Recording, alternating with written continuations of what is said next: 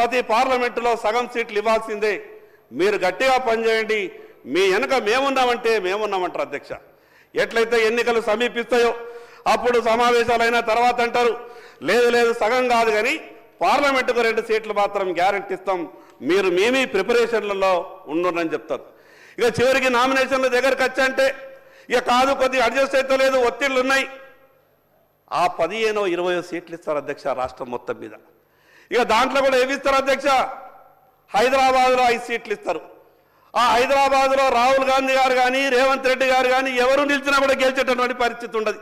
కానీ అటువంటి సీట్లని మాకు అప్పగిస్తారు అధ్యక్ష, మాకు అప్పగిస్తారు అధ్యక్ష. నేను ఉదాహరణ చెప్తున్నాను, ఏ పార్టీ అని మాట్లాడతలేను. పరిస్థితి ఏంటంటే 5 హైదరాబాద్లో ఇస్తారు మాకు సీట్లు, కోటా నింపుతారు అధ్యక్ష. మా పార్టీ బీసీలకు ఇన్ని సీట్లు ఇచ్చింది అధ్యక్ష. ఎక్కడనైతే గెలవలేమో అక్కడ మాత్రం మీరు కోటా నింపడానికి బీసీలకు సీట్లు ఇస్తారు. మరి ఈ రకంగా మీ ఆలోచన ఉంటే ఈరోజు జనాభాలో దాదాపు 60% ఉన్నటువంటి బీసీలకు న్యాయం ఎక్కడ జరుగుతుంది అధ్యక్ష, ఎట్లా జరుగుతుంది అధ్యక్ష? ఒక్కసారి ఆలోచించాలని మీ ద్వారా విజ్ఞప్తి చేస్తూ ఉన్నాను. మా బీసీ సహచార మంత్రి నాకు ప్రభాకర్ అన్నం చూస్తే చాలా సంతోషం అనిపిస్తుంది. బాగా గట్టిగా మాట్లాడతాడు అధ్యక్ష, ఏ విషయం ఉన్నా కూడా గంటాపదంగా చెప్తాడు. పార్లమెంటు సభ్యునిగా పార్లమెంట్లో పోరాటం చేసిండు.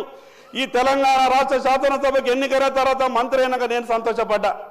అన్న బీసీ మంత్రి అయిపోయాడు, బాగా సహాయం దొరుకుతుంది, ఈ రాష్ట్రంలో ఉన్నటువంటి బీసీలందరికీ మంచి జరిగిపోతుంది, ఎవరినైనా ఎదిరించగలుగుతాడని సంతోషపడ్డా. కానీ ఇలా పరిస్థితి చూస్తే అన్న కూడా మెత్తగా పడ్డట్టు అనిపిస్తాడు అధ్యక్ష. అన్నకు కూడా ఏమైందో నాకు అర్థమైతే లేదు, అన్న కూడా మెత్తగా పడ్డట్టు అనిపిస్తున్నాడు. మాకు టికెట్లలో అన్యాయం జరుగుతుంది. తీరా ఎమ్మెల్యేలో అటో ఇటో పోతే కాంగ్రెస్ పార్టీలో 7-8 గెలిచింది అనుకుంటా బహుశా. తీరా మేమనుకుంటామంటే 7 గెలిచిండ్రు, ఈ 17 ఇట్లా సగం అన్నారు కదా, 6-7 ఎట్లన్నా మంత్రులు అయిపోతారు అనుకుంటే. సరే అన్న, మేము బీసీ ముఖ్యమంత్రి అని ఆఖరి ప్రతిపక్ష నాయకుడు కూడా చేయలేక దయచేసి కాదు పదవి తెచ్చుకుంటే మేము కూడా సంతోషపడతాం. అందరం కూడా శాసనసభ పక్ష నాయకుడు బీజేపీది ఒక బలైన వర్గాలకు ఇచ్చేదని మీ పార్టీ మీ ప్రధానమంత్రి బీజేపీ అంటాడు, అట్లా అంటాడు. తప్పకుండా వీఆర్ హ్యాపీ. ప్రభాకర్ అన్నకు నేను ఒక చిన్న విజ్ఞప్తి చేస్తున్నా అధ్యక్ష. భారతీయ జనతా పార్టీ ఎంత గొప్పగా ఆలోచిస్తుంది అనంటే, ఈ దేశంలో ఏ రాజకీయ పార్టీ అన్నా మామూలు వ్యక్తులకు ముఖ్యమంత్రులుగా ప్రధానమంత్రులుగా అవకాశం ఇచ్చినటువంటి దాఖలాలు లేవు. ఈరోజు ఛాయ్ అమ్ముకున్నటువంటి బీసీని దేశ ప్రధానమంత్రిగా 3వసారి చేసినటువంటి ఘనత భారతీయ జనతా పార్టీది అధ్యక్ష. నేనేమంటున్నానంటే, దేశ రాజకీయాల గురించి ఈ అసెంబ్లీలో చర్చ పెట్టే కన్నా సార్, ఇప్పుడు మా సోదరులు ప్రభాకర్ గారు చెప్పినట్టు ప్రత్యక్షంగా కనబడతా ఉన్నారు, బలహీన వర్గానికి సంబంధించిన నాయకుడు ప్రసంగం చేస్తూ ఉన్నాడు. సరే, ఈ సందర్భం వారు ముందు సీట్లు వస్తారని ఆశించినాం అధ్యక్ష. సరే, అంతపూర్వకం బీజేపీ రాష్ట్ర అధ్యక్షుడు ఒక బలహీన వర్గాలకు సంబంధించిన మరి బండి సంజయ్ గారు ఉండే, ఎవరు తీసింది అధ్యక్ష? కాంగ్రెస్ పార్టీ వచ్చి తీసింది అధ్యక్ష.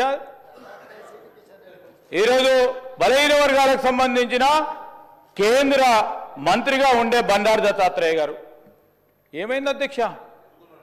ప్రస్తావన చేస్తూ ఉన్న సందర్భంలో ఈరోజు కూడా కాంగ్రెస్ పార్టీ బలహీన వర్గాలకు సంబంధించి ఈరోజు అన్ని వర్గాలకు సంబంధించి న్యాయం చేయాలనే ఒక కాంక్షతో మా రాహుల్ గాంధీ గారు ఇచ్చిన ఆలోచనతో ఒక అడుగుకు ముందుకేస్తే దాన్ని ఎట్లా అడ్డుకోవాలని చేసే ప్రయత్నంలో ముందుకు సాగకుండా మంచి సలహా సూచనలు ఇచ్చి దాని ఆచరణలు పెట్టాలని ప్రయత్నం చేస్తూ ఉన్న మా పొన్నం ప్రభాకర్ గారిని, మరి వారు కూడా బలహీన వర్గాలకు సంబంధించిన నాయకుడే, వారేసే అడుగుల్లోనే మా అడ్డం వేస్తా అంటే ఎట్లా అధ్యక్ష?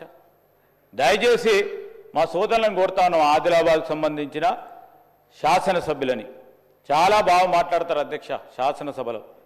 మరి వారు ఇంకా ఎదగాలని ఆలోచన చేస్తాం. మేము ఒక బలహీన వర్గాల నాయకుడిగా ఇంకా ఎదగాలి, ఇంకా ముందుకు నడవాలి, ముందు మంచి ఆలోచనలు చేయాలి.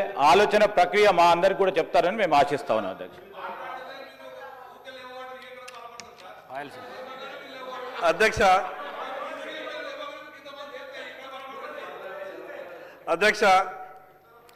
నేను మొదటిసారిగా ఎన్నికైనటువంటి శాసనసభ్యుని.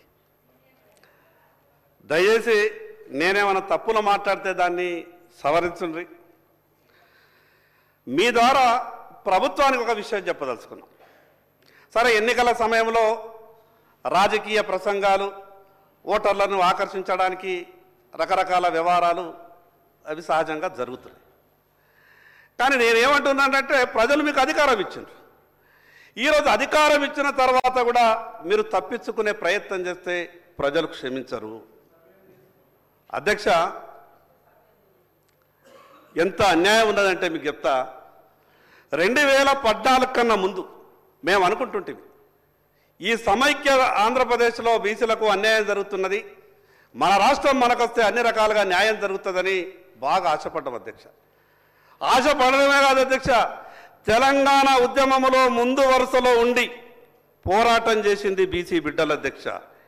ఇది నేనేదో మాట వరుసకు చెప్తున్నది కాదు. ఆత్మహత్యలు చేసుకున్నది బీసీ బిడ్డలు, తెలంగాణలో ముందుండి పోరాటం చేసింది బీసీ బిడ్డలు, ఉద్యోగాల్ని పణంగా పెట్టింది బీసీ బిడ్డలు. కానీ తెలంగాణ రాష్ట్రం వచ్చిన తర్వాత 2014లో ఇక అనుకున్నాం మా దశ తిరిగింది, మాకంతా కూడా బాగా జరుగుతాయని అనుకున్నాం. కానీ అధ్యక్ష, మిత్రులు వాళ్ళైనా వీళ్ళైనా మా పట్ల మేము ఏం పాపం చేసినామో ఏమో అధ్యక్ష మా బాధ. 2014లో ఈ తెలంగాణ రాష్ట్రం వచ్చిన తర్వాత ఎంబీసీ అనే కార్పొరేషన్ ఏర్పాటైంది అధ్యక్ష. Most backward class. ఇక మా సోదరులు వాళ్ళు కూడా అనుకోరు ఏంటంటే బీసీలలో ఇంకా మేము వెనకబడి ఉన్నాం కాబట్టి మన తెలంగాణ మనకు వచ్చింది, ఎంబీసీ అనే కార్పొరేషన్ ఏర్పాటయింది. దానికి సంవత్సరానికి 1000 కోట్లు. మీరు హైదరాబాద్కి వస్తే కుల సంఘాలకు మీకు బిల్డింగులు ఇస్తాం, మీ భవిష్యత్తు బాగుంటుంది, మీ పిల్లలు హైదరాబాద్